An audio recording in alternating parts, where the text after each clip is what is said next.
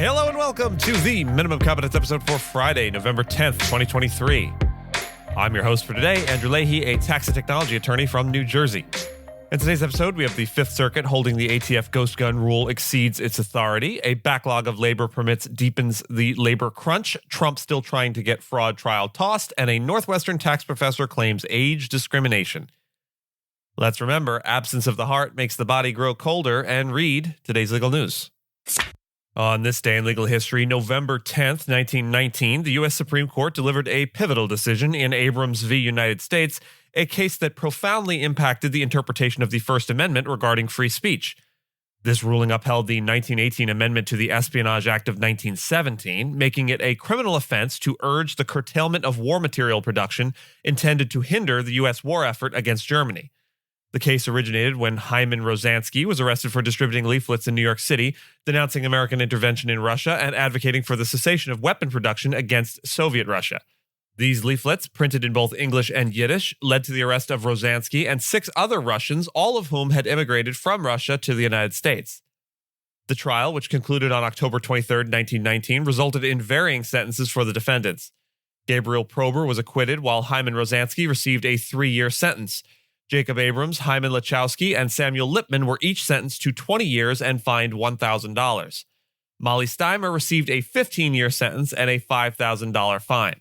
In a 7-2 decision, the Supreme Court ruled that the defendants' First Amendment rights were not violated.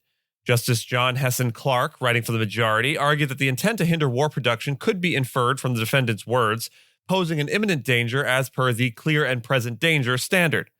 However, in a powerful dissent, Justice Oliver Wendell Holmes Jr. contended that free speech should only be curtailed when there is a clear and present danger of immediate evil or intent to bring it about. This dissent would later influence the legal understanding of free speech rights.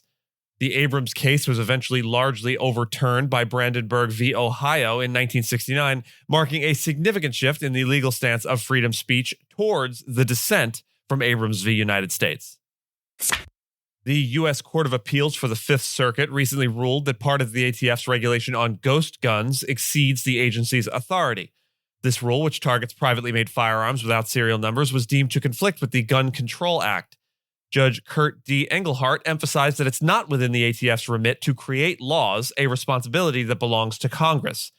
The court affirmed that the ATF must adhere to existing statutory limits until Congress acts.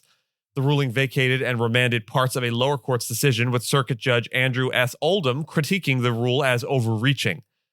The case stems from a challenge by manufacturers, dealers, individuals, and gun rights groups against the Biden administration's reinterpretation of the 1968 gun law.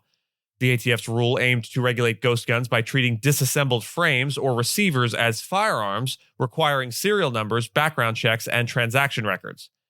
The District Court for the Northern District of Texas had previously invalidated this rule, but the Supreme Court allowed regulation to continue pending legal proceedings. The case, Vanderstock v. Garland, is part of a broader effort to increase enforcement against untraceable ghost guns. The U.S. faces a significant backlog in processing labor permits, complicating efforts to manage the influx of undocumented immigrants and alleviate labor shortages. The Biden administration's move to grant temporary work permits to almost 500,000 Venezuelans is threatened by this backlog at the immigration agency. This slowdown impacts the U.S. labor market recovery as foreign-born workers, essential during the pandemic, now contribute less to the labor force. The backlog includes around 350,000 temporary protected status or TPS applications, mostly from Venezuelans facing long wait times. Businesses like New York's Mirror Lake Inn Resort and Spa are seeking to hire migrants through TPS for various roles, highlighting the dependency on foreign labor. Despite efforts, USCIS faces challenges due to funding issues and increased processing times exacerbated by the pandemic. The White House's expansion of the TPS program and reliance on congressional support are critical for addressing these backlogs and easing labor market pressures. Donald Trump's lawyers have requested a New York judge to issue a directed verdict in his favor in a civil fraud case, marking a critical juncture in the trial, threatening his business empire. This move follows the New York Attorney General's office resting its case against Trump, his 2 sons, and his companies, accusing them of inflating asset values for financial gain. Despite Trump and his children testifying that they relied on accountants for financial statements, evidence indicates their involvement. The Attorney General seeks $250 million in penalties and a ban on Trump's real estate activities in New York. Judge Arthur Engoron, who previously found Trump and his companies committed fraud, has yet to rule on this request. Trump, facing multiple legal challenges and leading the race for the 2024 Republican presidential nomination, has accused the judge and attorney general of political bias. Philip Postlethwaite, a longtime Northwestern law professor, has sued the university for age discrimination, alleging his salary is lower than that of less experienced colleagues. Postlethwaite, who has taught tax law at Northwestern University Pritzker School of Law since 1981 and founded its tax LLM program in 2002, claims he has received significantly lower pay increases since declining a buyout offer in 2013.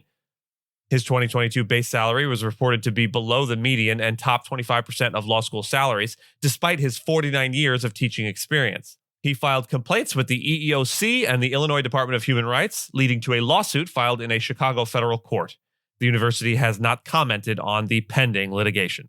And with that, I thank you so much for listening to Minimum Competence, your daily news podcast for lawyers. If you look a bit more than Minimum Competence, links to further reading on all the topics touched on today are in the show notes. If you have any questions or story suggestions, you can find us on Mastodon on the esq.social instance. I'm at Andrew, and my co-host Gina is at Gina. The views, thoughts, and opinions expressed in this podcast are those of the host and do not represent those of any organization we may be affiliated with. Nothing here should be construed as legal advice because it is not legal advice. And reviews go a long way towards helping new listeners to find our show. If you have a moment, leave a rating or review on your podcast player. We'd sure appreciate it. And if you know someone that might be interested in the story we cover, consider sending them the episode, maybe. Minimum Competence is available at minimumcomp.com and wherever you get your finely crafted podcasts.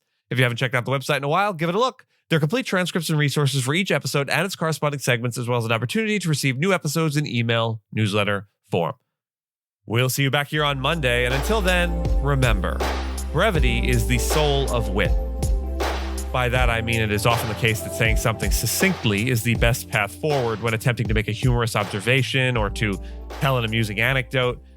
And going on and on can really crush a joke under the weight of the words. That, like, not the literal weight of the words, mind you. I mean that as something like a metaphor. But anyway, as like I was saying, in order to be amusing.